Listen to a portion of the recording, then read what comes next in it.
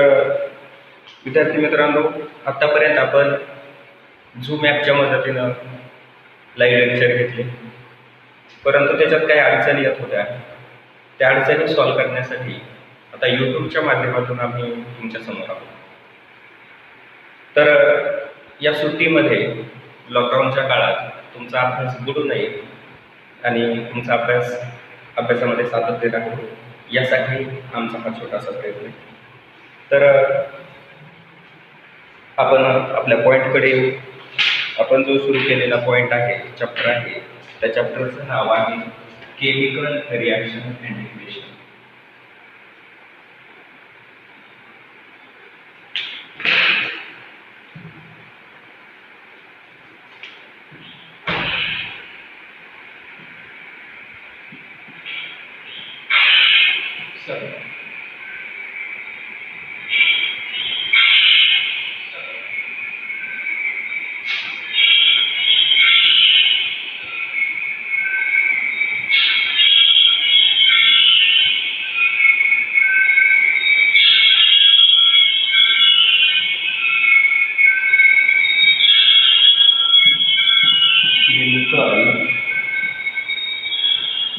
Reactions and equations. Chapter paper first मध्ये असणारा तिसरा चॅप्टर आहे, केमिकल रिॲक्शन्स अँड इक्वेशन्स, रासायनिक अभिक्रिया आणि समीकरणे.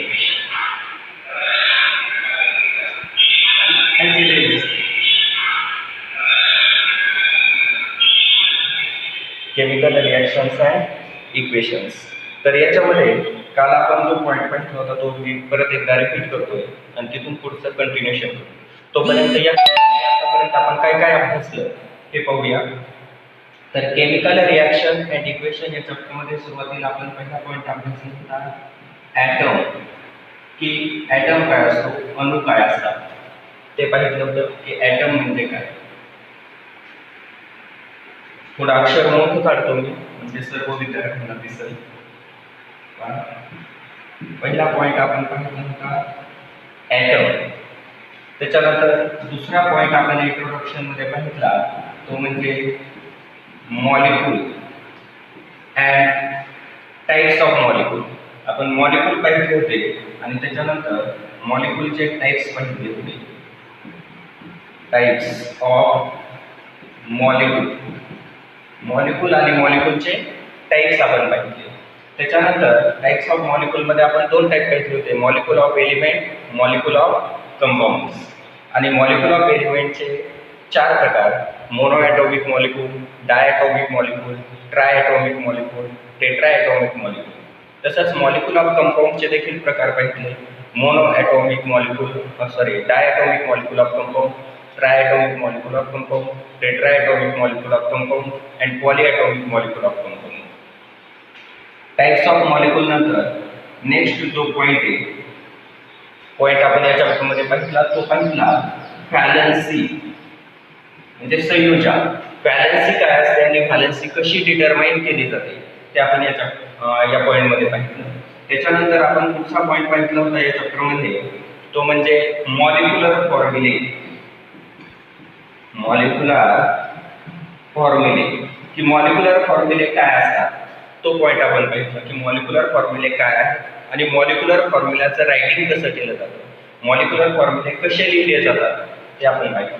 याच्यानंतर आपण जो नेक्स्ट पॉइंट पाहिला होता तो पाहिला chemical and physical changes. That is physical and chemical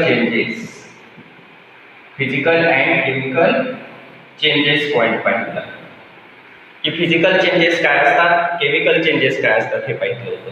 तर इंट्रोडक्शन मध्ये एवढा पार्ट आपण पाहितले, एकूण 3 आणि 3 6 पॉइंट आपण पाहितले होते. तर ॲटम काय आहे, the smallest part of matter, the smallest complete unit of matter called atom. Atom consists 3 subatomic particles, protons, neutrons, electrons. Protons and neutrons present in nucleus of atom. protons and neutrons present in nucleus of atom, and negatively charged electron revolves around the nucleus in specific orbit or different orbit. इथं पाहिलं होतं आपण की proton आणि neutron हे ॲटमच्या nucleus मध्ये असतात. Proton carries positive charge, neutrons are chargeless, and negative charge electrons revolves around the nucleus in a specific orbit. Then molecules, the group of atoms. समजा हा फर्स्ट ॲटम आहे, हा सेकंड ॲटम आहे, हा third item. हे जर दोन किंवा दोनपेक्षा अधिक ॲटम केमिकली कंबाईन झाले म्हणजे त्यांनी केमिकल बॉन्ड्स तयार केले तर ॲटमचा एक ग्रुप तयार होतो and this group of atom is called as molecule. That is the group of two or more atoms of same or different elements called as molecule. If there are two types of molecule, molecule of element and molecule of compound. What is the molecule of element? The group of atoms of same element. The group of atoms of same element is called as molecule of element. For example, when the atoms of same element, that is two atoms of oxygen element, combines together or combines chemically, then forms a oxygen molecule. Two atoms of hydrogen element combines together to forms a hydrogen molecule. या पद्धतीनं हे molecule of element. Then molecule of compounds.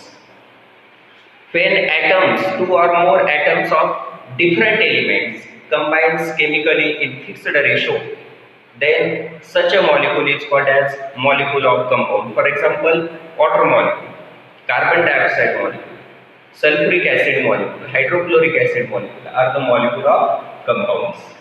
Then after the types of molecule, we studied the valency of the elements. Then what is the valency of elements? तिथं तुम्हाला सांगितलं होतं की chemical reaction मध्ये stability achieve करण्यासाठी काही elements reaction मध्ये electron lose करतात तर काही एलिमेंट रिएक्शन मध्ये इलेक्ट्रॉन गेन करतात आणि त्यांची ऑक्टेट स्टेट अटेन करतात किंवा स्टॅबिलिटी अटेन करतात. And in order to attain the stability they lose the specific number of electrons or gain the specific number of electrons. This capacity of element to lose or gain the electrons in chemical reaction is called as valency of the element. That is the combining capacity of a element. Combining capacity of a element in a chemical reaction is called valency. Valency point नंतर आपण पाहिलं valency is determined from the valence electrons present in the atom of the elements. Valence electron means electrons present in outermost orbit of atom. We know that according to the electron configuration, atom has different orbits which are symbolized as K, N, and so on. The electrons present in last orbit, that is outermost orbit of an atom, called as valence electron, and valency of the element is determined from that valence electrons, that is electrons present in outermost orbit of atom. Then molecular formula. Valency नंतर आपण next point पाहिलं होता molecular formula. की molecular formula काय असतात? The symbolic representation of atoms. The symbolic representation of atoms present in a given molecule. दिलेल्या molecule मध्ये असणाऱ्या ॲटमचं symbolic representation in a fixed ratio म्हणजे ॲटम ज्या रेशो मध्ये कंबाईन झालेले त्या फिक्स्ड रेशो मध्ये असणाऱ्या ॲटमचं सिम्बॉलिक रिप्रेझेंटेशन म्हणजेच मॉलिक्युलर फॉर्म्युला असतो. जसं की वॉटरचा मॉलिक्युलर फॉर्म्युला, वॉटरमध्ये हायड्रोजन ऑक्सिजन 2:1 या फिक्स्ड रेशो मध्ये कंबाईन झालेले आणि हायड्रोजन आणि ऑक्सिजनचं सिम्बॉलिक जे रिप्रेझेंटेशन केलं जातं, हायड्रोजनचं सिम्बॉल H, ऑक्सिजनचं सिम्बॉल O आणि त्याचा रेशो आहे 2:1. त्याच्यामुळे हायड्रोजन 2 आणि ऑक्सिजन 1 म्हणून मॉलिक्युलर फॉर्म्युला येतो H2O. and this molecular formulae of the chemical compound is also called as chemical formulae. Molecular फॉर्म्युले जर केमिकल कंपाऊंडचे असतील तर त्याला केमिकल फॉर्म्युले देखील म्हणतात. या मॉलिक्युलर फॉर्म्युलाचं रायटिंग आपण पाहिलं, त्याचे एक्झाम्पल पाहिजे होते आणि त्याच्यानंतर फिजिकल आणि केमिकल चेंजेस पाहिजे. The physical changes and chemical changes are two types of changes are continuously takes place in our surrounding. आपल्या सभोवताली दोन प्रकारचे चेंजेस हे सातत्याने घडून एक असतात फिजिकल चेंजेस आणि दुसरे असतात केमिकल चेंजेस. तर आपल्या सभोवताली घडून येणारे जे टेम्पररी चेंजेस असतात, the temporary changes takes place in our surrounding are called physical changes. Example, ice. Ice म्हणजे काय? बर्फ. Ice turns into water. Ice हे कशात कन्वर्ट होतोय? वॉटर मध्ये कन्वर्ट होतोय. म्हणजे बर्फाचं पाण्यात रूपांतर होते. Ice turns into water. बर्फाचं पाण्यात रूपांतर होते. हा परमनंट चेंज नाहीये बा, कारण पुन्हा या वॉटरचं कन्व्हर्जन कशात होऊ शकतं? पाण्यात. हा चेंज रिपीट किंवा रिव्हर्स होऊ शकतो. कारण आपण जर बर्फाला हीट दिली, बर्फाला जर आईसला जर आपण हीट केलं तर त्याचं कन्व्हर्जन वॉटरमध्ये होतं, आणि वॉटरला जर आपण कूल केलं तर त्याचं कन्व्हर्जन पुन्हा आईसमध्ये होतं. म्हणजे हा चेंज काय होतोय? रिव्हर्स होतोय. दिस इज नॉट परमनंट चेंज. हा कायम स्वरूपीचा बदल नाही. बर्फाचं पाणी झालं की पुन्हा पाण्याचा बर्फ होत नाही, असं होत नाही का? म्हणजे आईस हा वॉटरमध्ये कन्व्हर्ट होऊ शकतो, वॉटरचं पुन्हा आईसमध्ये कन्व्हर्जन होऊ शकतं. आणि म्हणून आईसचं वॉटरमध्ये कन्व्हर्जन होणं हा कोणता चेंज आहे? टेम्पररी. हा तात्पुरता बदल झालेला आहे. And such a temporary changes takes place in our surrounding are called physical changes. Another example, when we heated the water. आपण जर वॉटरला हीट केलं, तर त्या वॉटरचं काय होतं? हीट दिल्यानंतर त्या वॉटरचं इव्हॅपोरेशन होतं.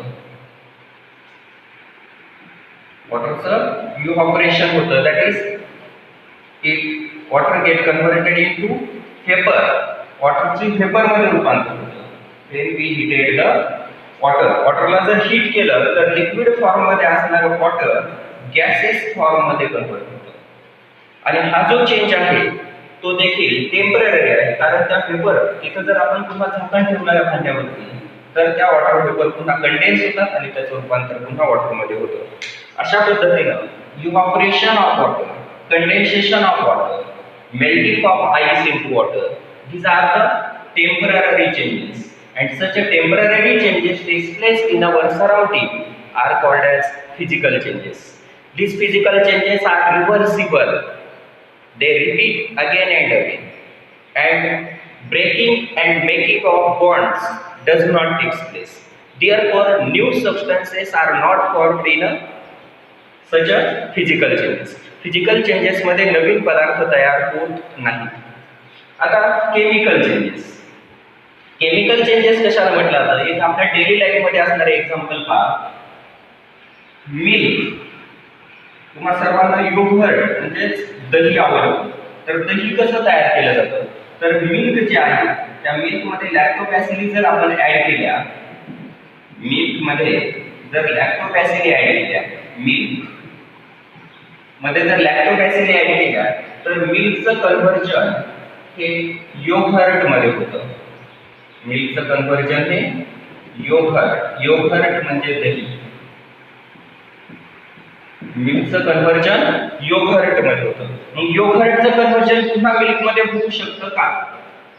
जसं मिल्कचं कन्व्हर्जन योगर्ट मध्ये होतं, दुधाचं रूपांतर दह्यात होतं, तसं दह्यापासून पुन्हा दूध तयार होऊ शकतं का? हा चेंज रिपीट होऊ शकतो का? तर नाही.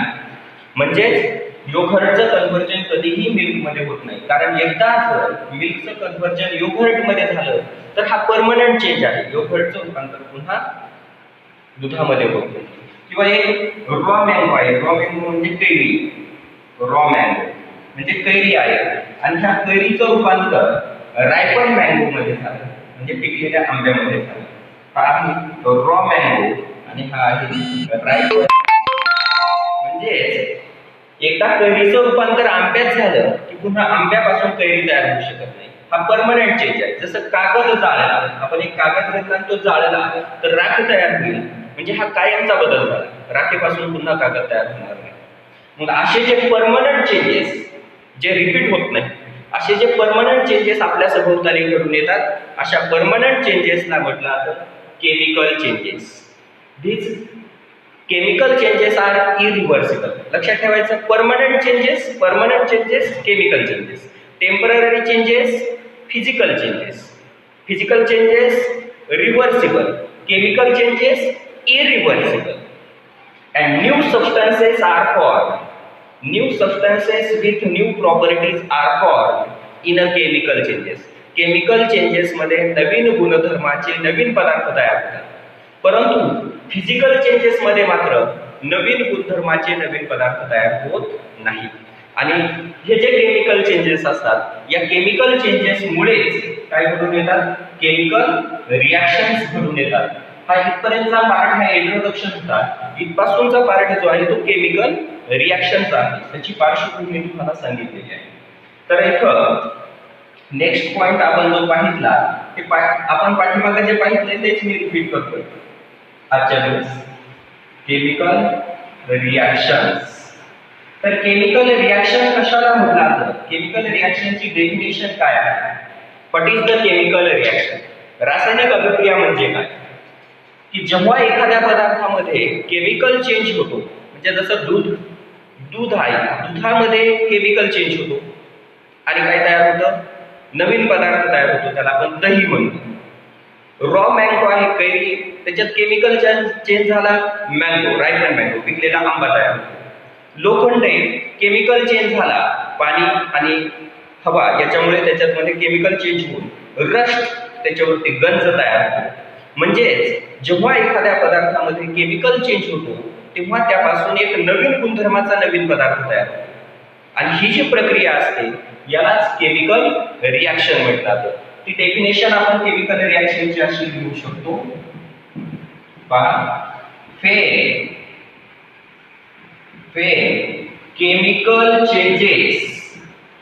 when chemical changes takes place in a substances,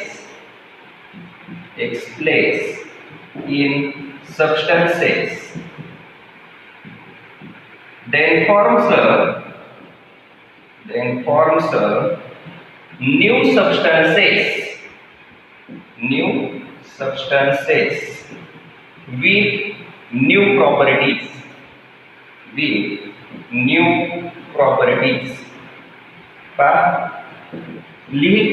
board वरती लिहिलेलं दिसतंय किंवा दिसत नाही याच्याकडे लक्ष देऊ नका, मी जे सांगतोय ते काळजीपूर्वक ऐका. when chemical changes takes place in a substances, समजून घ्या, जेव्हा एखाद्या पदार्थात केमिकल चेंज होतो. उदाहरणार्थ पहा, हा कागद आहे, हा एक पदार्थ आहे, हा एक सबस्टन्स आहे. मी याला जर काळीपेटीच्या सहाय्याने पेटवलं तर याच्यात केमिकल चेंज होईल, परमनंट चेंज होईल आणि राख तयार होईल. मग जर एखाद्या पदार्थामध्ये केमिकल चेंज होऊन एक नवीन पदार्थ तयार होतो, कागदामध्ये केमिकल चेंज होऊन राख हा नवीन पदार्थ तयार होतो. When chemical changes takes place in a substances, then forms a new substances with new property. Such a chemical changes is called chemical reaction. अशा केमिकल चेंजेसलाच केमिकल रिॲक्शन म्हटलं जातं. आणखी एक उदाहरण आपल्या डेली लाईफ मधलं, की आपण घरी चहा बनवतो. चहा कसा, वेगवेगळे सबस्टन्सेस यूज केले जातात. आपण शुगर वापरतो, चहा पावडर वापरतो, tea powder, sugar, water, then milk. हे सर्व सबस्टन्सेस आपण कंबाईन केले आणि त्याला हीट केलं तर एक न्यू सबस्टन्स तयार होतो, ज्याला आपण टी म्हणतो, चहा म्हणतो. म्हणजेच काही पदार्थांमध्ये जर केमिकल चेंजेस घडून आले तर न्यू सबस्टन्सेस तयार होतात. Chemical changes takes place in a substances, then forms a new substances with new property. नवीन गुणधर्माचा एक नवीन पदार्थ तयार होतो, आणि अशा केमिकल चेंजेसला केमिकल रिॲक्शन म्हणतात, रासायनिक अभिक्रिया. The number of chemical reactions are takes place in our body. आपल्या शरीरामध्ये सुद्धा असंख्य केमिकल रिॲक्शन्स घडून येत असतात. And number of chemical reactions also occurs or takes place in our surrounding. आपल्या सराउंडिंग मध्ये सुद्धा असंख्य केमिकल रिॲक्शन घडून येत असतात. मग या केमिकल रिॲक्शन बद्दल आपल्याला जाणून घेणं, समजून घेणं सुद्धा अत्यंत महत्त्वाचं आहे. कारण आपण जे फूड खातो त्या फूडवरती अनेक केमिकल रिॲक्शन होत असतात. आपल्या बॉडीमध्ये देखील अनेक केमिकल रिॲक्शन होत असतात. एका पदार्थापासून नवीन पदार्थ तयार होतात. जसं आपण कार्बोहायड्रेट्स खातो, त्याचं रूपांतर ग्लुकोज मध्ये होतं डायजेशन नंतर, आणि त्या ग्लुकोज पासून वेगवेगळ्या प्रकारचे कार्बोहायड्रेट्स तयार केले जातात. आपल्या बॉडीमध्ये जे अमिनो ऍसिड आपल्या फूडमधून आपण शरीरात घेतो त्या अमिनो ऍसिड पासून वेगवेगळे प्रोटीन तयार केले जातात. आणि हे अमिनो ऍसिड पासून प्रोटीन तयार होण्याची जी प्रक्रिया आहे, एका पदार्थापासून नवीन पदार्थ तयार होण्याची जी प्रक्रिया असते त्यालाच केमिकल रिॲक्शन म्हटलं जातं. आपल्या शरीरात कोणकोणत्या केमिकल रिॲक्शन घडून येतात हे आपण पुढे डिटेलमध्ये पाहणार आहे. परंतु केमिकल रिॲक्शन काय असतात, त्या कशा लिहिल्या जातात याचा अभ्यास आपल्याला या टॉपिकमध्ये करायचा आहे. त्याच्यामुळे हा टॉपिक अत्यंत महत्त्वाचा आहे. तुमच्या लक्षात आलेलं असेल की केमिकल रिॲक्शन म्हणजे काय. डेफिनेशन परत एकदा रिपीट करतोय. When chemical changes takes place in a substances, then forms new substances with new properties. This is called chemical reaction. आता इथं शॉर्टकट मध्ये एक डायग्रामॅटिक रिप्रेझेंटेशन मी करतोय आणि त्याच्यावरून दोन कन्सेप्ट मी तुम्हाला समजून सांगणार आहे. पहिला आहे, हा एक सबस्टन्स आहे, त्याला नाव दिलं मी ए. काय नाव दिलं या सबस्टन्सला? ए नाव दिलं. त्या ए नावाच्या सबस्टन्स मध्ये काय होतोय तर केमिकल चेंज होतोय. कोणता चेंज? दोन प्रकारचे चेंजेस आहेत, फिजिकल आणि केमिकल. त्यापैकी ए सबस्टन्स मध्ये कोणता चेंज झाला? Chemical change. केमिकल चेंज होतोय. Chemical change. ए नावाच्या सबस्टन्स मध्ये केमिकल चेंज होऊन बी आणि सी असे दोन सबस्टन्सेस तयार होत आहेत. बी आणि सी असे दोन सबस्टन्सेस तयार होत आहेत. म्हणजे पहा, ए नावाच्या पदार्थांमधून केमिकल चेंज झाला. Then chemical change takes place in a substances, then forms a new substances having new property. That is, properties of these B and C substances is different from the substance A. B आणि C या नवीन तयार झालेल्या पदार्थांचे गुणधर्म हे A या substance पेक्षा वेगळे असतात. यांच्या प्रॉपर्टी A पेक्षा वेगळ्या असतात. मग असे जे सबस्टन्सेस असतात की ज्या सबस्टन्स मध्ये केमिकल चेंज होतो, the substance in which chemical change takes place, ज्या पदार्थात केमिकल चेंज घडून येतो त्या पदार्थांना म्हटलं जातं काय? रिॲक्टंट्स. काय म्हटलं जातं त्यांना? रिॲक्टंट्स म्हटलं जातं. What is the reactants? The substances in which chemical change takes place or the substances which undergoes the chemical change are called reactants. ज्या पदार्थांमध्ये केमिकल चेंजेस घडून येतात अशा केमिकल चेंजेस घडून येणाऱ्या पदार्थांना रिॲक्टंट्स म्हटलं जातं. हे लक्षात ठेवा. मिल्क मध्ये केमिकल चेंज होतो, योगर्ट तयार होतं, म्हणजे मिल्क मध्ये केमिकल चेंज होत असल्यामुळे मिल्क हे काय आहे? रिॲक्टंट. कागद हा काय आहे? रिॲक्टंट. त्याच्यानंतर आपण पाहिलेलं आयर्न, त्याच्यापासून रस्ट तयार होतं, म्हणजे आयर्न हा काय झाला? रिॲक्टंट. ज्या पदार्थांमध्ये केमिकल चेंजेस घडून येतात त्या पदार्थांना रिॲक्टंट म्हटलं. That is the simple definition of reactant. The substances which undergoes the chemical change. Substances which undergoes the chemical change are called reactant. Then what is the product? Product काय असतात? What is the product? Product कोणाला म्हणतात? The substances, that is the newly formed substances. Newly म्हणजे काय? Newly नव्याने.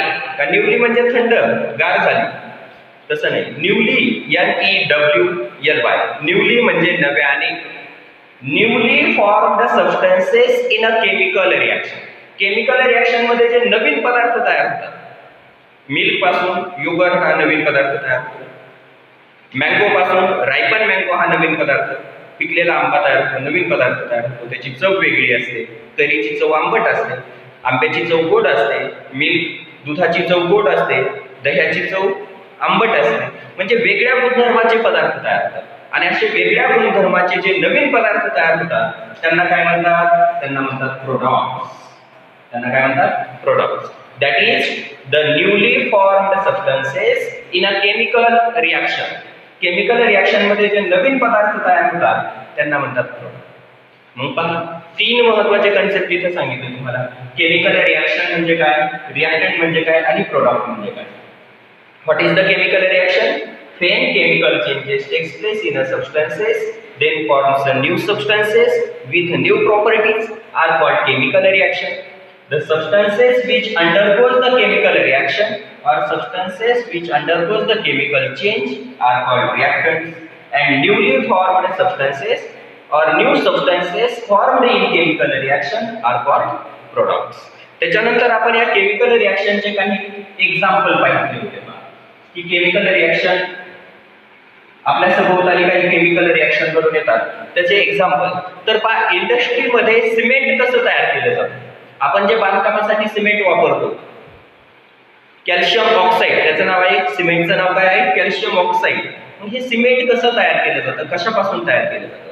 तर लक्षात ठेवा, सिमेंट तयार केलं जातं लाईमस्टोन पासून. कोणत्या स्टोन पासून, दगडापासून सिमेंट तयार केलं जातं. स्टोन, दगड, या स्टोन पासून सिमेंट तयार केलं जातं आणि त्या स्टोनचं नाव आहे लाईमस्टोन. काय नाव आहे, लाईमस्टोन. आणि या लाईमस्टोनचा फॉर्म्युला काय, तर लाईमस्टोनला केमिकल भाषेमध्ये किंवा इंग्लिश मध्ये त्याला म्हटलं जातं कॅल्शियम कार्बोनेट. त्याचं सायंटिफिक नेम काय आहे, कॅल्शियम कार्बोनेट. आणि त्याचा फॉर्म्युला आहे CaCO3. काय फॉर्म्युला आहे, CaCO3. याला म्हणतात लाईमस्टोन किंवा calcium carbonate. Calcium carbonate, calcium carbonate किंवा त्यालाच काय म्हणतात, लाईमस्टोन. त्याचं स्पेशल नेम आहे पहा, लाईमस्टोन. 1000 डिग्री सेल्सिअस पर्यंत हीट केलं. दिस लाईमस्टोन हिटेड. इंडस्ट्रीमध्ये काय केलं जातं, लाईमस्टोन क्रश केला जातो, पावडर तयार केली जाते आणि त्या पावडरला किती डिग्री सेल्सिअस पर्यंत हीट केलं जातं. This limestone powder is heated up to 1000 degree Celsius. इथे एक न्यू सिम्बॉल मी तुम्हाला सांगतोय, लक्षात ठेवा. ट्रायंगल, ट्रायंगल, त्रिकोण. गणितामध्ये जो तुम्ही ट्रायंगल यूज करता, त्रिकोण. तर हा त्रिकोण कशाचा सिम्बॉल आहे, this is the symbol of heat. आपल्याला जर हीट रिप्रेझेंट करायची असेल तर ट्रायंगलचं सिम्बॉल यूज केलं जातं. म्हणजे पूर्ण हीट शब्द लिहिण्याऐवजी ट्रायंगल लिहिला जातो. तर आपण किती हीट दिली, 1000 डिग्री सेल्सिअस एवढी हीट कॅल्शियम कार्बोनेटला दिली. तर याचं ब्रेकडाऊन होतं. याचं काय होतं, ब्रेकडाऊन म्हणजे ज्याचं ब्रेकअप होतं. यातले बॉन्ड जे असतात, केमिकल बॉन्ड, ते ब्रेक केले जातात. कोण ब्रेक करतं, ही हीट त्यातील बॉन्ड ब्रेक करते. आणि बॉन्ड ब्रेक झाले की हे कंपाऊंडचे आयन ॲटम सेपरेट होतात आणि नवीन कंपाऊंड तयार करतात. हा कॅल्शियम ॲटम जो आहे, कॅल्शियमचा एक ॲटम ऑक्सिजनच्या एका ॲटमशी कंबाईन होतो. इथं ऑक्सिजनचे 3 ॲटम आहेत. कॅल्शियमचा एक ॲटम ऑक्सिजनच्या एका ॲटमशी कंबाईन होतो आणि इथं कंपाऊंड तयार होतो कॅल्शियम ऑक्साईड, CaO. कोणता कंपाऊंड तयार झाला, CaO, कॅल्शियम ऑक्साईड. आणि हे कॅल्शियम ऑक्साईड म्हणजे सिमेंट असतं जे आपण बांधकामासाठी वापरतो. हे कॅल्शियम ऑक्साईड काय तयार झालं, कॅल्शियम ऑक्साईड तयार झालं आणि प्लस कॅल्शियम ऑक्साईड. आता आपण Ca आणि एक ऑक्सिजन गेला, काय शिल्लक राहिलं रे, एक कार्बन शिल्लक राहिला आणि 3 ऑक्सिजन मधला एक गेला, 2 ऑक्सिजन. एक कार्बन 2 ऑक्सिजन, एक कार्बन 2 ऑक्सिजन, एक कार्बन 2 ऑक्सिजन, एक कार्बन आणि 2 ऑक्सिजन म्हणजे कोणता कंपाऊंड आहे हा, कार्बन डायऑक्साईड कंपाऊंड. म्हणजे पहा प्लस मध्ये तर 2 कंपाऊंड तयार झाले. एका कंपाऊंड मध्ये केमिकल चेंज झाला. केमिकल चेंज होण्यासाठी आपण त्याला हीट केलं आणि केमिकल चेंज होऊन 2 कंपाऊंड तयार झाले, एक कॅल्शियम ऑक्साईड आणि दुसरा कार्बन डायऑक्साईड. म्हणून याला केमिकल रिएक्शन म्हटलं जातं. कारण हे केमिकल रिएक्शन आहे, कारण या ठिकाणी एका सबस्टन्स मध्ये लाईमस्टोन नावाच्या किंवा कॅल्शियम कार्बोनेट नावाच्या पदार्थामध्ये केमिकल चेंज होऊन कॅल्शियम ऑक्साईड आणि कार्बन डायऑक्साईड हे नवीन गुणधर्माचे नवीन पदार्थ तयार होतात. आणि असे जे काही केमिकल चेंजेस आपल्या सभोवताली घडून येतात यांनाच केमिकल रिएक्शन म्हटलं जातं.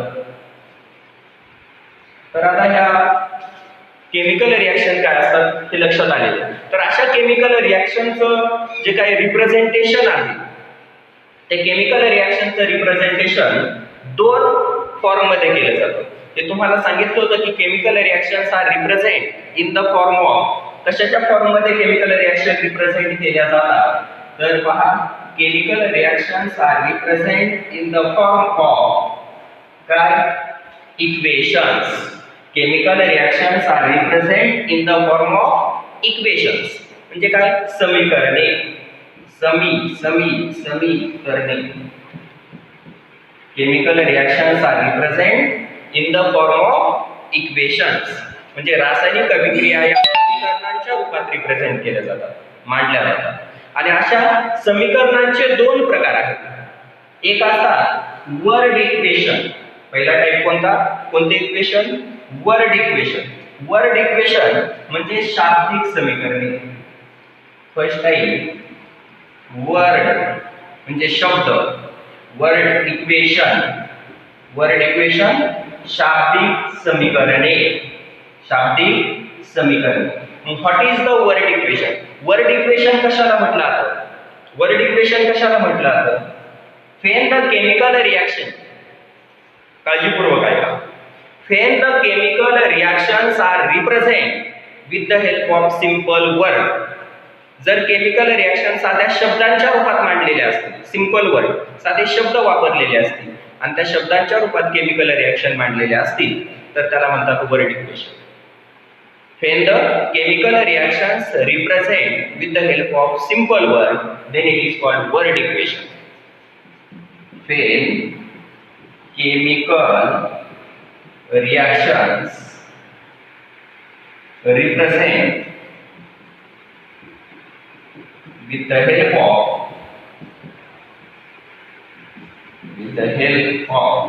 कशाच्या मदतीनं? Simple word. साधे शब्द. Simple word. then it is called word equation.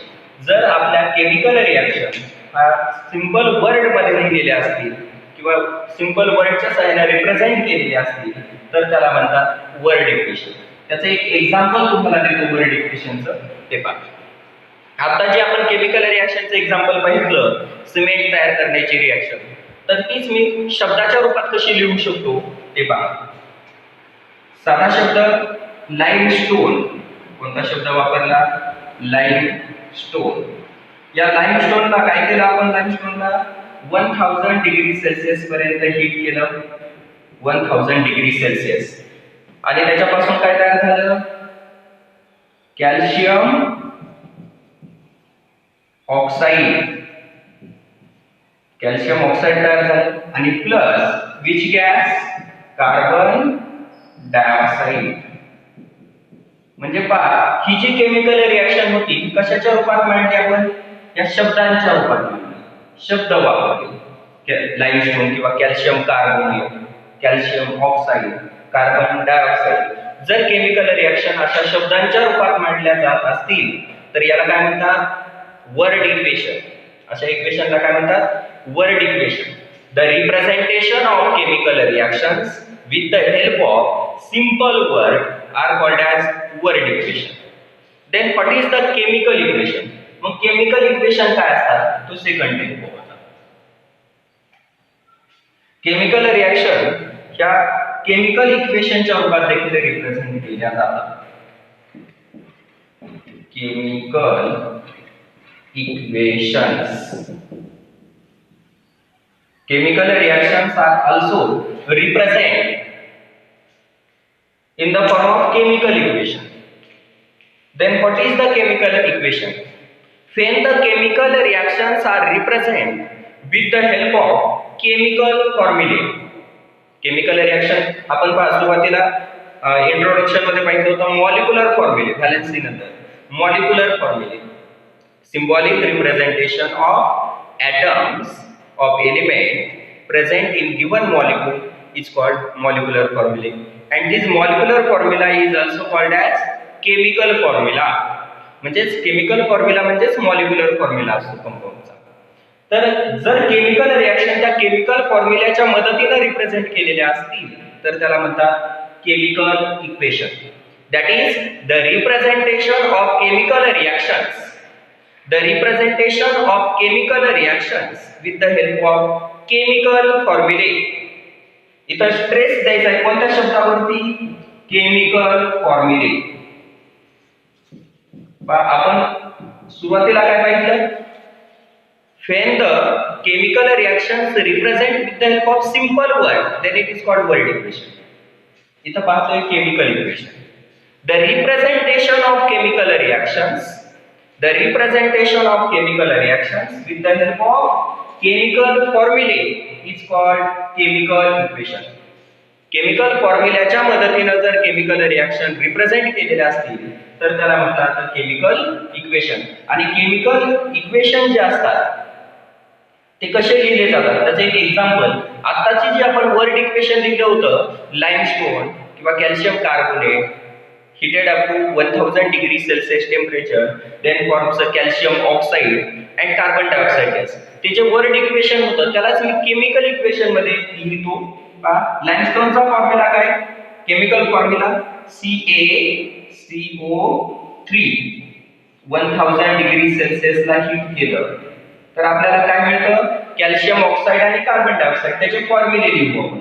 Calcium ऑक्साईडचा formula आहे CaO आणि कार्बन डायऑक्साईडचा फॉर्म्युला आहे CO2.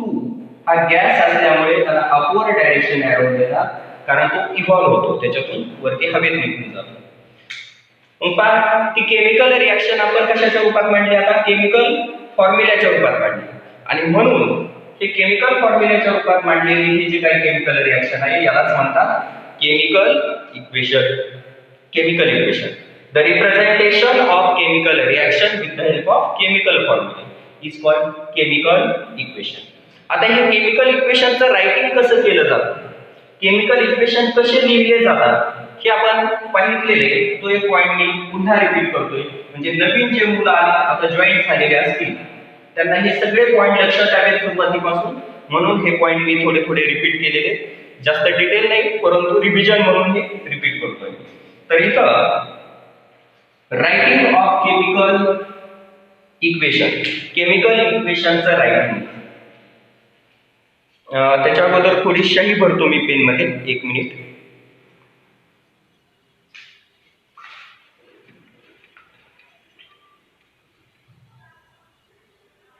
हा पहा तुमच्या जर काही अडचणी असतील, हा नोट्स मी तुम्हाला YouTube व्हॉट्सअप वरती टाकलेले आहेत, त्या नोट्स लिहून घ्या आणि शिकवत असताना नोट्स तुमच्या समोर ठेवा. म्हणजे काय शिकवलं जातं हे तुम्हाला नोट्स मध्येच पाहायला भेटेल, बोर्डकडे जास्त पाहण्याची गरज नाही.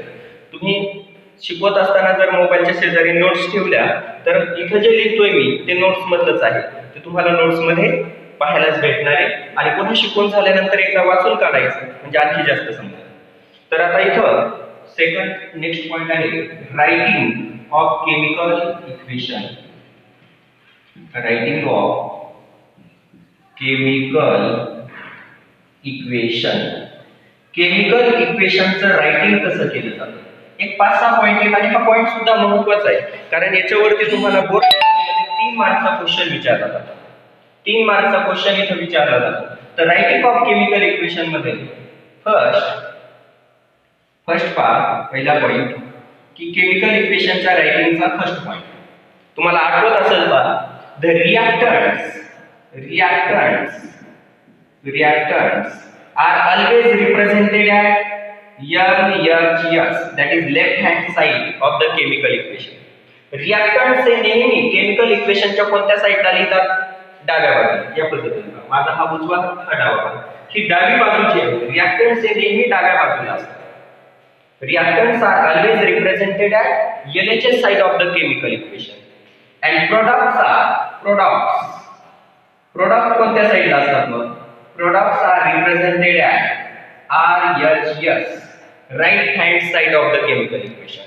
reactant हे नेहमी LHS साइडला असतात तर product हे नेहमी chemical equationच्या RHS साइडला रिप्रेझेंट केले जातात. that is the reactants are always represented at LHS side and products are always represented at RHS side of the chemical equation. हा फर्स्ट पॉइंट. आता सेकंड पॉइंट, म्हणजे पहिल्या पॉइंट मध्ये काय सांगितलं की रिएक्टंट आणि प्रोडक्टची साइड सांगितली की कोणत्या साइडला असतात.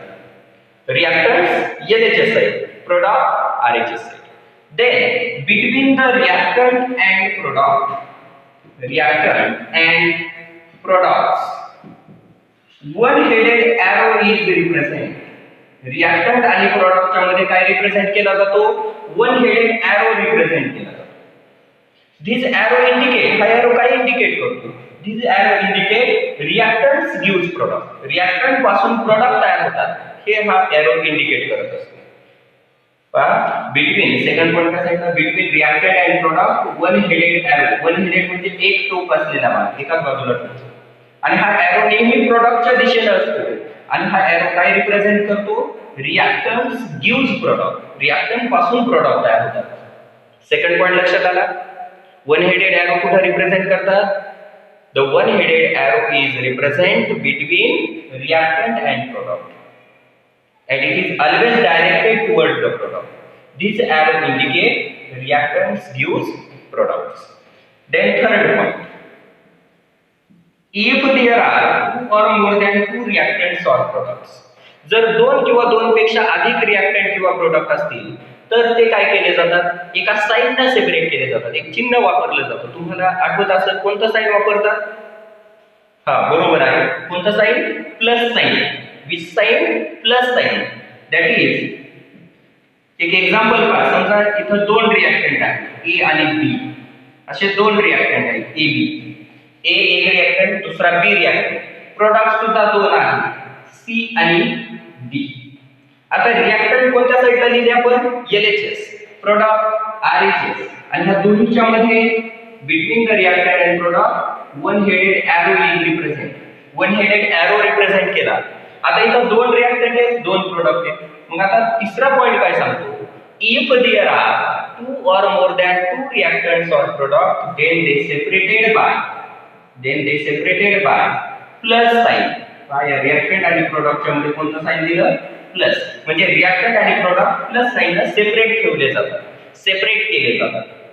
हा महत्वाचा तिसरा पॉइंट लक्षात ठेवा. If there are two or more than two reactants or product then they separated by plus sign. Then next, याच्यानंतरचा पुढचा पॉइंट पहा.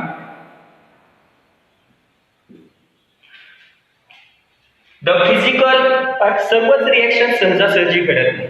जसं सर्वच विद्यार्थी स्वतःहून मनाने अभ्यास करत नाहीत, काही करतात. आणि आता जेवढे ऑनलाईन आहेत ते तर सर्वच करतात. परंतु सर्वच आता ऑनलाईन आलेले नाहीत, सर्वच मुलं अडचणी विचारत नाहीत, सर्वच मुलं शिक्षकांच्या संपर्कात नाहीयेत. काहींना वाटतं आहे सुट्टी जाऊ द्या, आणि काही मुलं सिरियस आहेत. काही स्वतःहून अभ्यास करतायत, धडपड करतायत आणि आपली गुणवत्ता वाढवण्याचा प्रयत्न करतायत. तसं काही रिएक्शन अशा असतात की त्या स्वतःहून घडून येतात. आपण दोन पदार्थ एकत्र केले की स्वतःहून अभिक्रिया होते. परंतु काही रिएक्शन अशा असतात की त्या सहजासहजी होत नाही. जसं सहजासहजी काही मुलं होमवर्क कंप्लीट करत नाही, मग त्यावेळी काय करतो आपण? काही कंडिशन अप्लाय करतो. म्हणजे जर होमवर्क कंप्लीट नाही केला तर फटके भेटतील, किंवा सरांचं बोलणं ऐकून घ्यावं लागेल, पालक रागवतील, अशा वेगवेगळ्या कंडिशन असतात आणि त्यामुळे मुलं अभ्यास करतात. तसं इतर रिएक्शन काही सहजासहजी होत नाही, सहज होत नाही. मग अशा रिएक्शन घडून येण्यासाठी आपल्याला काही फिजिकल कंडिशन प्रोव्हाइड करावे लागतात. मग जसं की एक उदाहरण सांगतो मी तुम्हाला. आपल्या डेली लाईफमध्ये आपण ज्यावेळी चहा करतो, चहा करण्यासाठी एक पातेलं घेतलं. म्हणजे आपल्या घरी पाहुणे आले आणि घरी पाहुणे आल्यानंतर त्यांना आई सांगते की चहा कर. मग चहा करण्यासाठी आपण पातेलं घेतो. पातेलं घेतलं, पातेल्यामध्ये 2 कप चहा करायचा आहे तर 2 ग्लास पाणी घेतलं. 2 ग्लास पाण्यामध्ये 1 कप साखर टाकली, 1 चमचा चहा पावडर टाकली, थोडंसं दूध टाकलं आणि पातेलं गॅसवरती ठेवलं. परंतु गॅसच चालू केला नाही. चहा किती वेळात उकळेल? चहा उकळणार नाही. म्हणजे चहा तयारच होणार नाही, कारण ती केमिकल रिएक्शन घडून येणार. म्हणजे जर आपल्याला ती रिएक्शन घडून यायची असेल तर कोणती कंडिशन अप्लाय करावी लागेल?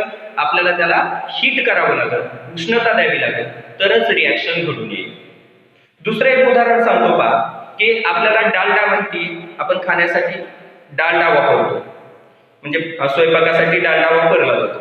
तर तो जर डालडा आहे तो कसा तयार केला जातो? तर डालडा तयार केला जातो व्हेजिटेबल ऑइल पासून. व्हेजिटेबल ऑइल मध्ये जर आपण हायड्रोजन गॅस डिसॉल्व केला, ऍड केला, व्हेजिटेबल ऑइल आणि हायड्रोजन गॅसची जर रिएक्शन झाली तर वनस्पती घी म्हणजे डालडा तयार होतो. परंतु हा हायड्रोजन गॅस खूप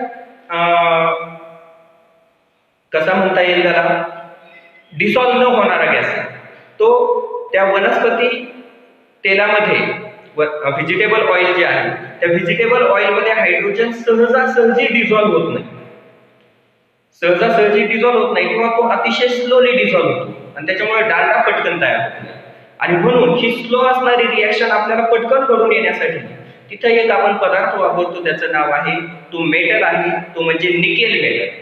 तो एक कॅटॅलिस्ट म्हणून ऍक्ट होतो. म्हणजे कधी कधी काही रिॲक्शन जर स्लो होत असतील तर त्याला फास्ट घडून आणण्यासाठी काही पदार्थ वापरले जातात आणि अशा पदार्थांना कॅटॅलिस्ट म्हटलं जातं.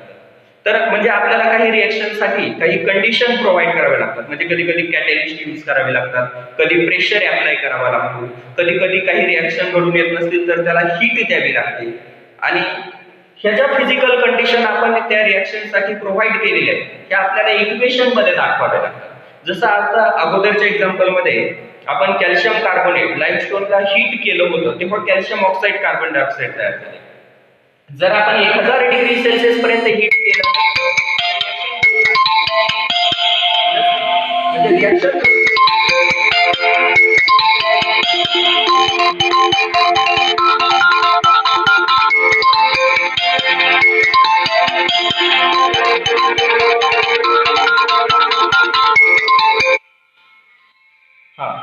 तर रिॲक्शन घडून येण्यासाठी काही फिजिकल कंडिशन प्रोव्हाइड कराव्याच लागतात, कारण सर्वच रिॲक्शन सहजासहजी होत नाही. आणि म्हणून केमिकल रिॲक्शन घडून येण्यासाठीच्या फिजिकल कंडिशन म्हणजे हीट, प्रेशर, कॅटॅलिस्ट, हीट किंवा प्रेशर किंवा कॅटॅलिस्ट याच्या फिजिकल कंडिशन असतात त्या कुठे लिहिल्या जातात तर ह्या रिॲक्टंट आणि प्रोडक्टच्या मध्ये जो एरो असतो त्या एरोच्या वरती किंवा खाली लिहिल्या जातात. इथं तुम्हाला दिसत नसेल तर हे पॉइंट मी 4 पॉइंट रिपीट करतो आणि पुढचा 5वा पॉइंट वरती घेतो. पहा 4 पॉइंट काय सांगितले.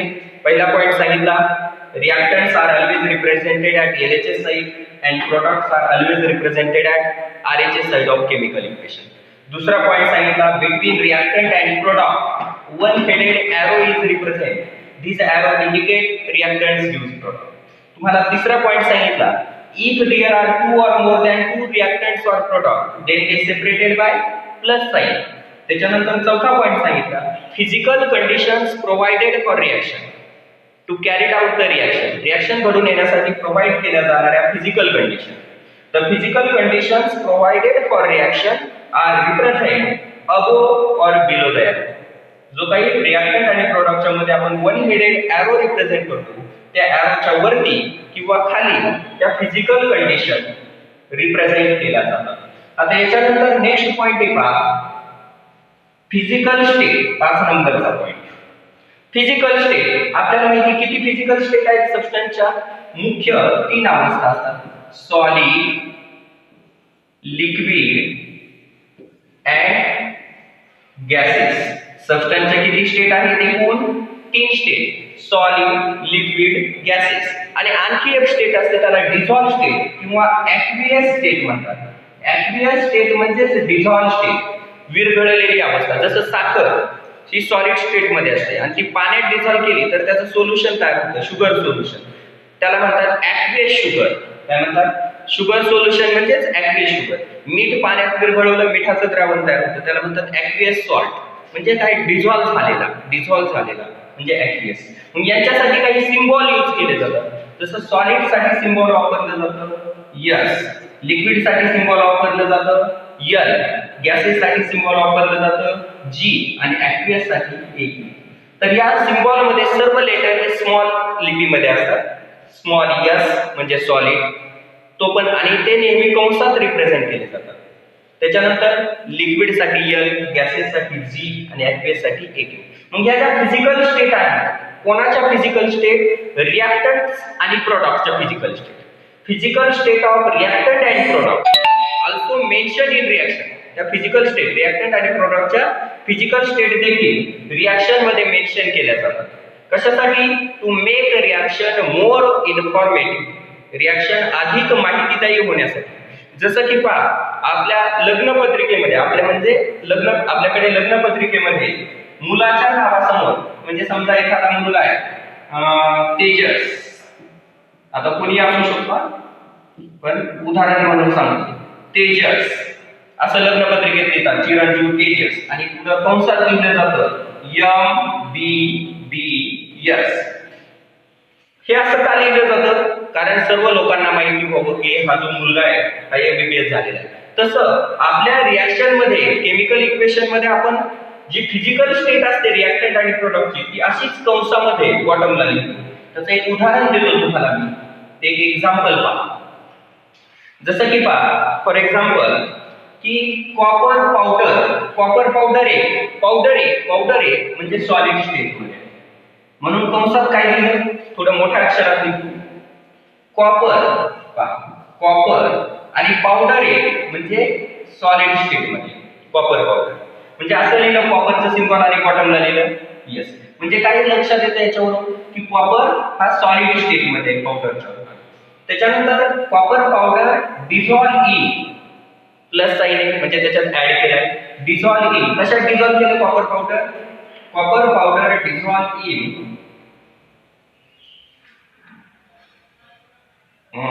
झिंक पावडर घ्यायला पाहिजे होती. सॉरी हा झिंक पावडर. ठीक आहे. Zinc powder dissolve in copper sulphate solution. आता इथं सोल्युशन आहे. सोल्युशन साठी आपण कोणती स्टेट लिहितो? ऍक्वियस. ऍक्वियस म्हणजे काय? Dissolve state. कॉपर सल्फेट हे ऍक्वियस स्टेट मध्ये आहे आणि झिंक पावडरच्या रूपात सॉलिड स्टेट मध्ये. when zinc powder dissolve in aqueous copper sulfate solution तेव्हा काय होतं पहा त्यापासून तयार होतो हा झिंक कॉपरला डिस्प्लेस करतो. इथं तयार होतं झिंक डिस्प्लेस करतो म्हणजे या कंपाऊंड मधून त्याला काढून टाकतो आणि झिंक आणि सल्फेट आयन कंबाईन होतात तेव्हा कंपाऊंड तयार होतो ZnSO4. म्हणजे या कंपाऊंडचं नाव आहे झिंक सल्फेट आणि हा ऍक्वियस कंपाऊंड तयार होतो. आणि कॉपर जो होता तो सेपरेट झाला सॉलिड स्टेट मध्ये. म्हणजे पहा आपण इथं या दोन रिॲक्टंट आहेत हे दोन प्रोडक्ट आहेत यांची स्टेट जी आहे फिजिकल स्टेट म्हणजे solid liquid gases active state ती इथं रिप्रेझेंट केली. कॉपर सल्फेटची ऍक्टिव्ह स्टेट झिंकची सॉलिड स्टेट. कशासाठी? रिॲक्शन अधिक माहितीदायी होण्यासाठी किंवा आपली जी केमिकल रिॲक्शन आहे ती मोर इन्फॉर्मेटिव्ह होण्यासाठी या पद्धतीनं रिॲक्टंट आणि प्रोडक्टच्या फिजिकल स्टेट देखील रिप्रेझेंट केल्या जातात. जसं की वॉटरची रिॲक्शन वॉटरचं फॉर्मेशन कसं होतं? when हायड्रोजन काय आहे? Gas. when hydrogen gas combines with oxygen gas then forms a water H2O. काय आहे? लिक्विड. म्हणजे पहा आपण जर या फिजिकल स्टेट रिॲक्टंट आणि प्रोडक्टच्या लिहिल्या तर आपल्याला ही रिॲक्शन मधून काय इन्फॉर्मेशन मिळते की यांच्या फिजिकल स्टेट कोणत्या आहेत. वॉटर हे लिक्विड आहे, ऑक्सिजन हायड्रोजन हे गॅसेस आहेत. म्हणजे दोन गॅसेस कंबाईन होऊन लिक्विड तयार होतंय ही इन्फॉर्मेशन आपल्याला मिळते. आणि म्हणून रिॲक्शन मोर इन्फॉर्मेटिव्ह होण्यासाठी रिॲक्टंट आणि प्रोडक्ट यांच्या काय लिहिल्या जातात रिॲक्शन मध्ये केमिकल इक्वेशन मध्ये? फिजिकल स्टेट लिहिल्या जातात. Physical state of reactant and product, that is solid, liquid, gases and aqueous state of reactant and product also mentioned in a reaction to make reaction more informative. आता याच्यानंतरचा पुढचा point पहा. If the gases involved in a reaction, gases काही reaction घडून येताना gases evolve होतात. जसं calcium कार्बोनेटला heat दिली तर कार्बन डायऑक्साइड गॅस इव्हॉल्व होतो. असे जर गॅसेस इव्हॉल्व होत असतील तर त्याच्या समोर असा अपवर्ड डायरेक्शन एरो रिप्रेझेंट केला जातो. लक्षात घ्या. if gases evolve in a reaction then it is indicated by upward direction arrow. and if precipitate form जर precipitate तयार होत असेल तर डाउनवर्ड डायरेक्शन एरो यूज केला जातो. कारण precipitate हा तळाशी साचत असतो आणि गॅसेस इव्हॉल्व वरती जात असतात म्हणून अपवर्ड गॅसेस साठी अपवर्ड डायरेक्शन एरो यूज करायचा आणि प्रिसिपिटेट साठी डाउनवर्ड डायरेक्शन एरो यूज करायचा. पुढचा पाचवा पॉइंट काय? If gases evolve in a reaction it is indicated by upward direction arrow and if precipitate is form it is indicated bye downward direction arrow. याचा एक example तुम्हाला देतो gases आणि प्रिसिपिटेटचं. हे पहा गॅसेसचं एक्झाम्पल पहा. Hydrochloric acid reacts with hydrochloric acid reacts with magnesium metal. आपण magnesium metal सोबत हायड्रोक्लोरिक ऍसिडची जर रिॲक्शन केली तर काय होतं बा, इथं MgCl2 म्हणजे मॅग्नेशियम क्लोराईड हा सॉल्ट तयार होतो आणि त्याच्यातून H2 म्हणजे हायड्रोजन जो गॅस आहे तो हायड्रोजन गॅस इव्हॉल्व होतो आणि म्हणून हायड्रोजन गॅस इव्हॉल्व होतो म्हणून त्या हायड्रोजन गॅसच्या समोर असा अपवर्ड डायरेक्शनचा एरो दाखवतात म्हणजे हायड्रोजन गॅस इव्हॉल्व होतोय. तर बा if gases evolve in a reaction then it is indicated by upward direction arrow. तसंच प्रिसिपिटेट तयार होत असेल तर त्याचं एक एक्झाम्पल पहा प्रिसिपिटेटचं. फेन, potassium sulphate, then potassium sulfate, aqueous solution of potassium sulfate added into aqueous solution of barium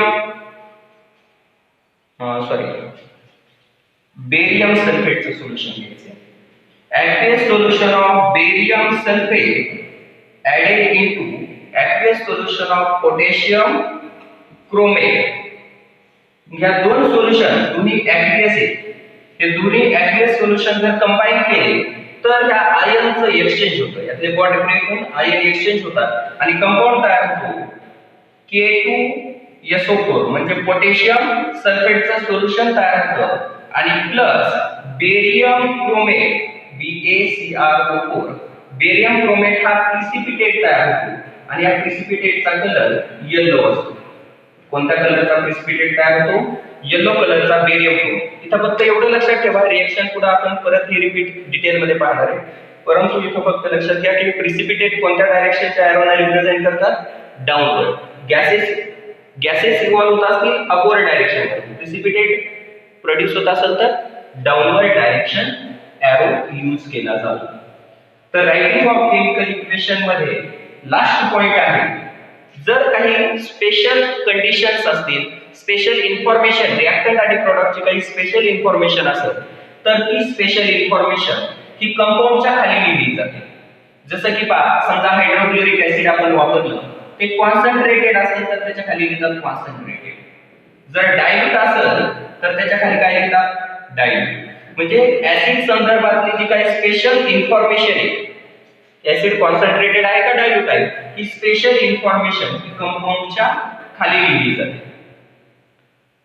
तर अशा पद्धतीनं हे 7 पॉइंट रायटिंग ऑफ केमिकल इक्वेशनचे होते. याच्यानंतर केमिकल इक्वेशनच्या रायटिंग नंतर आपण केमिकल इक्वेशनचे प्रमुख 2 टाइप पाहिजे होते पहा रात्री. केमिकल इक्वेशन याचे 2 टाइप आहेत प्रमुख. कोणते 2 टाइप केमिकल इक्वेशनचे आहेत? तर पहिला टाइप आहे balanced chemical equation, balanced chemical equation, आणि दुसरा होता unbalanced chemical equation. Balanced chemical equation and unbalanced chemical equation असे 2 इक्वेशन पाहिजे. If the number of atoms in reactor, if the number of atoms in reactor and number of atoms in product, if the number of atoms of element in reactor and number of atoms of element in product are equal, then such an equation is called balanced chemical equation. Reactor मध्ये असणाऱ्या एलिमेंटच्या ऍटमची संख्या आणि product मध्ये असणाऱ्या एलिमेंटच्या ऍटमची संख्या जर equal असेल तर त्या इक्वेशनला म्हणतात balanced chemical equation. And what is the unbalanced chemical equation? If the number of atoms of element in reactor, number of atoms of element in reactor is not equal to number of atoms of element in product.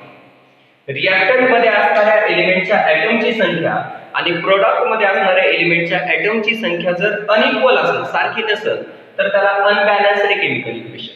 म्हणजे shortcut मध्ये लक्षात घ्या की एखादं chemical equation balance केव्हा असतं?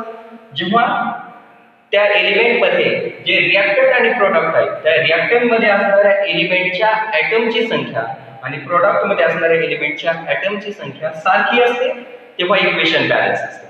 आणि जर ती संख्या ऍटमची संख्या जर रिएक्टंट आणि प्रोडक्ट मधील ऍटमची संख्या जर सारखी नसेल तर इक्वेशन हे अनबॅलन्स असतं. त्याचं एक एक्झाम्पल मी तुम्हाला देतो. बॅलन्स्ड केमिकल इक्वेशनचं एक एक्झाम्पल आणि अनबॅलन्स्ड केमिकल इक्वेशनचं एक एक्झाम्पल. एक 5-10 मिनिटच फक्त आता घेणार आहेत आपण, शेवटचे 10 मिनिट फक्त. तर पहा, पहिलं example hydrochloric acid HCl balanced chemical equation साठी HCl reacts with NaOH forms NaCl plus H2O. पाहिजे काय तयार होते, हे आहे hydrochloric acid HCl hydrochloric acid, NaOH sodium hydroxide base.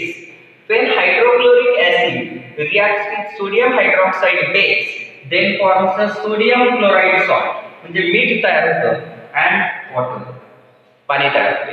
आता या रिएक्शन मध्ये हे दोन रिएक्टंट आणि इकडचे दोन काय आहेत, प्रोडक्ट आहेत. लक्षात घ्या, रिएक्टंट आणि प्रोडक्ट. तर रिएक्टंट मध्ये पहा, हायड्रोजन इथं लिहितो मी, एक टेबल तयार करू. इथं लिहितो एलिमेंट, इथं लिहितो NHS साइड आणि इकडे लिहितो RHS साइड. पहिला एलिमेंट घेऊ हायड्रोजन, इथं फक्त कॅपिटल H लिहितो म्हणजे हायड्रोजन. मला सांगा NHS साइडला रिएक्टंट मध्ये किती हायड्रोजन आहेत? HCl मध्ये एक हायड्रोजन आणि NaOH मध्ये एक हायड्रोजन, म्हणजे NHS साइडला 2 हायड्रोजन आणि RHS साइडला किती हायड्रोजन आहेत? NaCl मध्ये हायड्रोजन नाही, परंतु H2O मध्ये 2 हायड्रोजन आहेत. म्हणजे हायड्रोजन 2 आहे, रिएक्टंट मध्ये 2, प्रोडक्ट मध्ये 2. आता क्लोरीन Cl किती आहेत? रिएक्टंट मध्ये एकच आहे आणि प्रोडक्ट मध्ये सुद्धा NaCl एकच आहे Cl. त्याच्यानंतर सोडियम Na, रिएक्टंट मध्ये सोडियम किती? 1 आहे.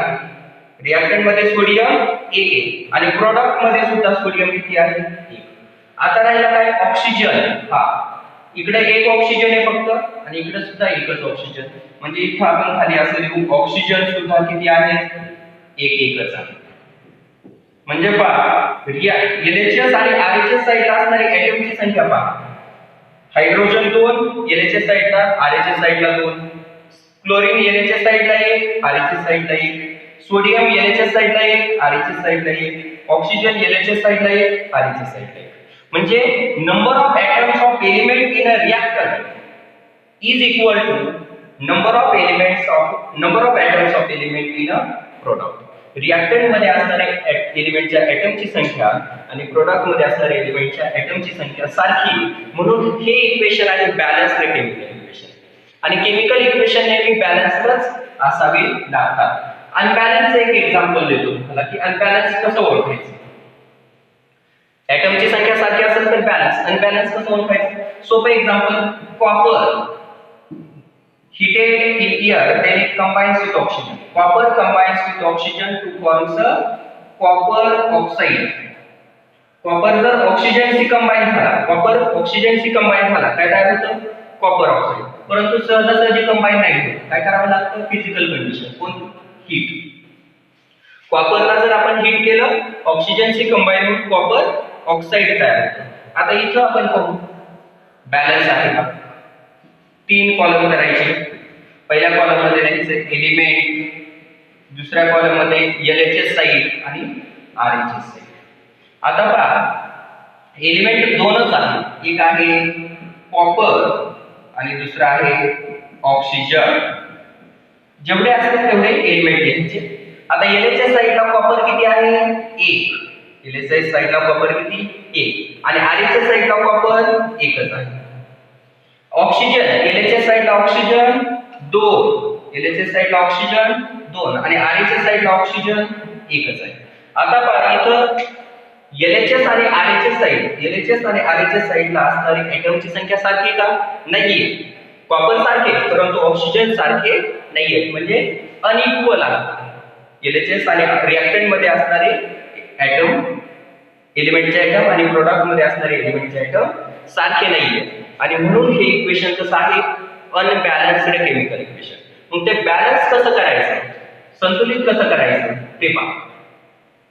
जर इक्वेशन अनबॅलन्स असेल तर ते कसं बॅलन्स करायचं. इथं 2 ऑक्सिजन आहे, इथं एकच ऑक्सिजन आहे कॉपर ऑक्साईड मध्ये. या कॉपर ऑक्साईड मध्ये फक्त एक ऑक्सिजन आहे. इथं 2 ऑक्सिजन आहेत म्हणून इथं 2 कधीही लिहायचे नाहीत, हे लक्षात ठेवा. इकडे पुढे कधीही 2 लिहायचे नाही, तर मल्टिप्लाय मध्ये प्रीफिक्स मध्ये लिहायचे इथं. आता ऑक्सिजन 2 न गुणल्यामुळे ऑक्सिजन 2 झाले, परंतु कॉपर सुद्धा किती झाले 2, म्हणून कॉपरच्या अगोदर सुद्धा किती लिहायचं 2. आता कॉपर 2 कॉपर 2, ऑक्सिजन 2 ऑक्सिजन 2. तेच इथे लिहितो मी, ऑक्सिजनच्या अगोदर 2 न मल्टिप्लाय केलं आणि कॉपरला सुद्धा 2 न मल्टिप्लाय, या साइडला 2 न मल्टिप्लाय केलं आरच्या साइडला, तर कॉपरला 2 न मल्टिप्लाय करावं लागेल. आता सर्व ठिकाणी कॉपर 2 झाले, ऑक्सिजन 2 कॉपर 2 ऑक्सिजन 2, कारण पूर्ण कंपाऊंडला 2 न मल्टिप्लाय केल्यामुळे कॉपर पण 2 झाले आणि ऑक्सिजन पण 2 झाले. हे इक्वेशन आता बॅलन्स आहे. लक्षात घ्या, ज्यावेळी केमिकल इक्वेशन अनबॅलन्स असतात त्यावेळी ते बॅलन्सच करावे लागतात. त्याचं कारण आहे law of chemical combination. According to law of chemical combination, तुम्हाला रात्री सांगितलं होतं, according to law of chemical combination matter neither nor lost in a chemical reaction. Law of chemical combination नुसार मॅटर निर्माणही होत नाही आणि नष्टही होत नाही chemical reaction. That is, total matter remains constant. Atom neither be created nor be destroyed during a chemical reaction. And therefore, number of atoms in a reactant must be equal to number of atoms in a product. Reactant मध्ये असणाऱ्या एलिमेंटच्या ॲटमची संख्या आणि product मध्ये असणाऱ्या एलिमेंटच्या ॲटमची संख्या ही सारखीच असली पाहिजे. आणि त्यासाठी तुम्हाला एक एक्झाम्पल दिलं होतं, when silver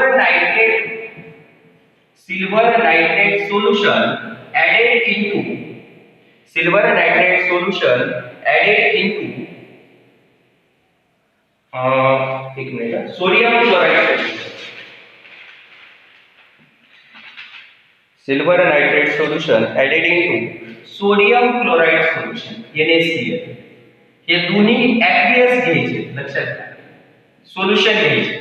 silver nitrate solution added into sodium chloride solution, हे जर आपण कंबाईन केले तर काय तयार होईल, NaNO3. Na कोणाशी रिॲक्ट होईल, NO3 आयनशी रिॲक्ट होईल, म्हणजे इथं तयार होईल नॅनो, NaNO3, म्हणजे sodium nitrate. Silver nitrate react with sodium chloride solution, then forms a sodium nitrate plus silver chloride AgCl. हा काय आहे, व्हाईट कलरचा प्रिसिपिटेट. काय तयार झाला, व्हाईट कलरचा प्रिसिपिटेट तयार झाला, PPT. आता प्रिसिपिटेट आणि कॅटॅलिस्ट काय असतात ते तुम्हाला सांगितलेलं आहे, हे रिपीट मी करत नाहीये, ते सोपे पॉइंट आहे. Silver nitrate reacts with sodium chloride, sodium nitrate silver chloride. हे बॅलन्स आहे का अनबॅलन्स केमिकल इक्वेशन आहे पहा. सिल्वर रिएक्टंट मध्ये एक सिल्वर एक, इकडे सिल्वर एक, नायट्रेट एक, इथं नायट्रेट एक, सोडियम एक, इथं सोडियम एक, क्लोरीन एक, इथं क्लोरीन एक. म्हणजे रिएक्टंट मध्ये जेवढे ऍटम आहेत तेवढेच ऍटम प्रोडक्ट मध्ये, त्यामुळे हे बॅलन्स केमिकल इक्वेशन आहे. आणि हा सिल्वर नायट्रेट हा जो कंपाऊंड होता याच्याबद्दल आपण शेवटचा पॉइंट पाहिला होता कालच्या लेक्चरचा, लास्ट पॉइंट, सिल्वर नायट्रेट. कोणता पॉइंट पाहिला होता, सिल्वर नायट्रेट पाहिजे होतं. तर तुम्हाला सांगितलं होतं सिल्वर नायट्रेट हा कोणता कंपाऊंड आहे, ऑर्गॅनिक का इनऑर्गॅनिक, तिथं बरोबर आहे. सिल्वर नायट्रेट हा कोणता कंपाऊंड आहे, inorganic compound. Silver nitrate is a inorganic compound. Silver nitrate हा इनऑर्गॅनिक कंपाऊंड आहे. त्याचा मॉलिक्युलर फॉर्म्युला काय आहे सिल्वर नायट्रेटचा, AgNO3. सिल्वर नायट्रेटचा मॉलिक्युलर फॉर्म्युला आहे AgNO3. आणि हा कशाला सेन्सिटिव्ह असतो असं सांगितलं होतं, इट इज लिटल म्हणजे थोड्या प्रमाणात, लिटल सेन्सिटिव्ह टू लाईट साठी हा लिटल सेन्सिटिव्ह असतो. आणि त्याचं स्ट्रक्चर कसं आहे त्याच्या मॉलिक्युलचं, तर त्याचं स्ट्रक्चर असं सांगितलं होतं मी तुम्हाला, त्याच्यात 3 ऑक्सिजन असतात, असे 3 ऑक्सिजन ऍटम असतात आणि ते ट्राय कोऑर्डिनेटेड असतात. मध्ये सिल्वर मध्ये काय आहे, AgN, सिल्वर नायट्राइल हा एक त्याचा आयन असतो Ag+, आणि 3 ऑक्सिजन ऍटम असे बॉन्डेड असतात OOO. तर हे जे स्ट्रक्चर आहे त्याला म्हणतात ट्राय कोऑर्डिनेटेड स्ट्रक्चर. तर इथं 4 पॉइंट सिल्वर नायट्रेटचे लक्षात ठेवायचे. Silver nitrate is a inorganic compound. Silver nitrate हा इनऑर्गॅनिक कंपाऊंड आहे. त्याचा मॉलिक्युलर फॉर्म्युला काय आहे AgNO3. तो लाईटला लिटल सेन्सिटिव्ह आहे आणि त्याचं स्ट्रक्चर ट्राय कोऑर्डिनेटेड स्ट्रक्चर आहे. याच्यानंतर सिल्वर नायट्रेटच्या 2 प्रॉपर्टी तुम्हाला सांगितल्या होत्या. सिल्वर नायट्रेटच्या 2 प्रॉपर्टी तुम्हाला सांगितल्या होत्या. पहिली प्रॉपर्टी होती जर सिल्वर 2 मिनिटं झाले का चालू काय?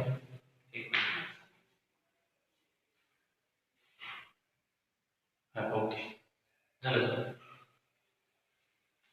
फोन आला डिस्कनेक्ट होते.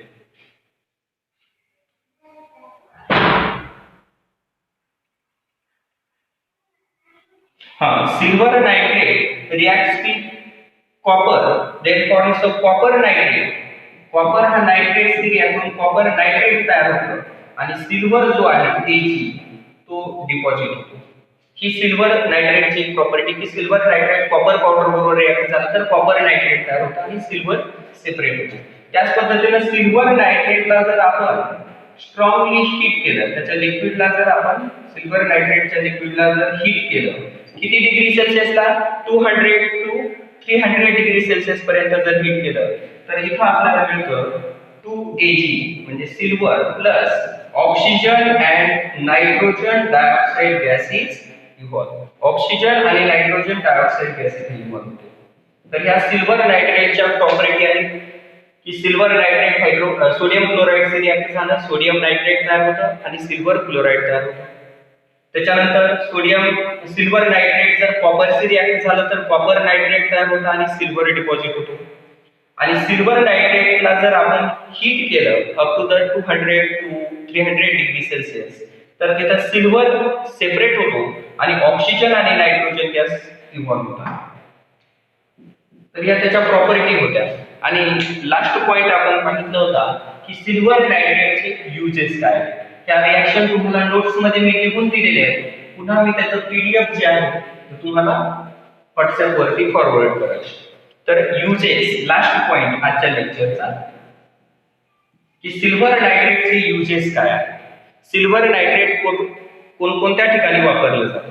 तर पहिला यूज पहा सिल्वर नायट्रेटचा. तुम्हाला सांगितलं होतं silver nitrate is used in voters ink. म्हणजे मतदानाची जी शाई असते, म्हणजे नखाला जी शाई लावली जाते की जी बऱ्याच दिवस 1-2-3 आठवडे रिमूव्ह होत नाही, अशी जी वोटर्स इंक असते ती वोटर्स इंक तयार करण्यासाठी सिल्वर नायट्रेट वापरलं जातं. म्हणजे silver nitrate used in voters ink. पहिला यूज कोणता, कशात वापरलं जातं सिल्वर नायट्रेट? वोटर्स इंक, मतदानाच्या शाहीमध्ये त्याचा वापर करतात. Silver nitrate used in voters ink. Then second use, आपण हा जो पेन यूज करतोय हा व्हाईट बोर्ड मार्कर आहे. हा आपण जे लिहिलेलं आहे ते पुसून जात होता. परंतु परमनंट मार्कर जे असतात, fabric marker, permanent fabric marker मध्ये सिल्वर नायट्रेट यूज केलेलं असतं की ते एकदा लिहिल्यानंतर पुसलं जात नाही. तर अशा परमनंट मार्कर मध्ये, परमनंट मार्करची जी शाई असते त्या परमनंट मार्कर मध्ये देखील सिल्वर नायट्रेटचं सोल्युशन यूज केलेलं असतं. Silver nitrate solution used in permanent markers. Then silver nitrate also used in color photography. पूर्वी ब्लॅक अँड व्हाईट फोटोग्राफी होती, परंतु आता अलीकडे कलर फोटोग्राफी आली. तर कलर फोटोग्राफी मध्ये सिल्वर नायट्रेटचा वापर केला जातो. Then silver nitrate is used for administration of vaccines. वेगवेगळ्या ज्या लसी असतात त्या लसींचं ऍडमिनिस्ट्रेशन म्हणजे त्या लस देण्यासाठी, लसी काही बॅक्टेरिया सॉलिड असतात आणि ते लिक्विड फॉर्म मध्ये डिसॉल्व्ह करण्यासाठी जे लिक्विड वापरलं जातं ते सिल्वर नायट्रेट लिक्विड काही वॅक्सिनसाठी यूज केलं जातं. जसं की पोलिओची वॅक्सिन ही लिक्विड ड्रॉपच्या रूपात असते. ते जे लिक्विड तयार केलेलं असतं ते लिक्विड म्हणजेच सिल्वर नायट्रेट असतं. म्हणजे काही व्हॅक्सिनमध्ये सिल्वर नायट्रेट वापरलं जातं, काहीमध्ये दुसरे केमिकल्स असतात. परंतु जास्त करून व्हॅक्सिनच्या ऍडमिनिस्ट्रेशनसाठी देखील या सिल्वर नायट्रेटचा वापर केला जातो. त्याच्यानंतर silver nitrate used for treatment and removal of arts. Treatment and removal of unwanted arts. Unwanted arts जे असतात त्यांच्या ट्रीटमेंटसाठी किंवा ते म्हणजे जर आपल्याला काही कट झालेला असेल, जखम झालेली असेल, त्याचे जे वण आपल्या चेहऱ्यावरती त्वचेवरती राहतात ते जर काढून टाकायचे असेल, रिमूव्ह करायचे असेल किंवा त्याच्यावरती काही ट्रीटमेंट करायची असेल तर त्यासाठी देखील सिल्वर नायट्रेट यूज केलं जातं. And silver nitrate used in hair dies. केसांना जे आपण हेअर डाईज म्हणजे कलर करतो तर त्या हेअर डाईज ज्या असतात त्या हेअर डाईज मध्ये देखील सिल्वर नायट्रेट यूज केलं जातं. तर विद्यार्थी मित्रांनो पहा, इथपर्यंतचा जो पार्ट होता तो केमिकल रिॲक्शनचा इंट्रोडक्शन पार्ट आणि त्याच्यानंतर केमिकल रिॲक्शन्स काय आहेत, केमिकल इक्वेशन काय असतात, केमिकल इक्वेशन कसे लिहिले जातात, त्याच्यानंतर केमिकल इक्वेशनचे टाइप्स, बॅलन्स्ड केमिकल इक्वेशन काय असतात, अनबॅलन्स्ड केमिकल इक्वेशन काय असतात हे आपण पाहिलं. आता याच्यानंतरचा जो पॉइंट आहे उद्याच्या लेक्चरला आपण घेणार आहे तो आहे बॅलन्सिंग ऑफ केमिकल इक्वेशन. आज संध्याकाळी लेक्चर होणार नाही, डायरेक्ट उद्याच लेक्चर होईल. Balancing of chemical equation, chemical equation कसे बॅलन्स करायचे आणि केमिकल रिॲक्शनचे टाइप्स. तर उद्याचं जे लेक्चर आहे त्या उद्याच्या लेक्चर अत्यंत महत्त्वाचं आहे, कारण आपल्याला केमिकल रिॲक्शन बॅलन्स करता आल्याच पाहिजे. आणि जर आपल्याला केमिकल इक्वेशन बॅलन्स नाही करता आली तर आपले मार्क बोर्ड एक्झाम मध्ये 0 मिळू शकतात. कारण अनबॅलन्स केमिकल इक्वेशन जर आपण परीक्षेत लिहिलं तर 0 मार्क भेटतात. आपल्याला ते बॅलन्स करता आलं पाहिजे. आणि केमिकल रिॲक्शनचे जे टाइप्स आहेत, कॉम्बिनेशन रिॲक्शन, डिकम्पोजिशन रिॲक्शन, ते देखील आपण उद्याच्या तासाला पाहणार आहे. तर आता उद्या भेटूया आपण. ओके, धन्यवाद. आणि काही अडचणी असतील तुमच्या तर कृपया तुम्ही काय करायचं, त्या आम्हाला व्हॉट्सअपवरती कळवायच्यात. काही लक्षात आलेलं नसेल किंवा नोट्सचे काही प्रॉब्लेम असतील तर ते देखील तुमच्या समोर मांडले जातील. आणि 1-2 दिवसात तुम्हाला जे काही दिसण्याचे, बोर्डनं दिसण्याचे काही समस्या असतील तर त्या समस्या सुद्धा आम्ही लवकरात लवकर सॉल्व्ह करू आणि तुम्हाला जास्तीत जास्त चांगले लाईव्ह लेक्चर देण्याचा प्रयत्न करडोळे सर आणि मी चांगल्या पद्धतीने तुम्हाला लाईव्ह लेक्चर देण्याचा प्रयत्न करू. तर जास्तीत जास्त विद्यार्थ्यांना ही माहिती तुम्ही प्रोव्हाइड करा, तुमच्या मित्रांना ही माहिती सांगा, त्यांच्याशी ही माहिती शेअर करा. ही लिंक त्यांच्याशी व्हॉट्सअप आपला जो चॅनल आहे त्या चॅनलची लिंक त्यांच्याशी शेअर करा, म्हणजे ते काय करतील, तो चॅनल सबस्क्राईब करतील आणि त्यांना देखील या लाईव्ह लेक्चरचा फायदा करून घेता येईल. तर धन्यवाद, उद्या भेटूया परत.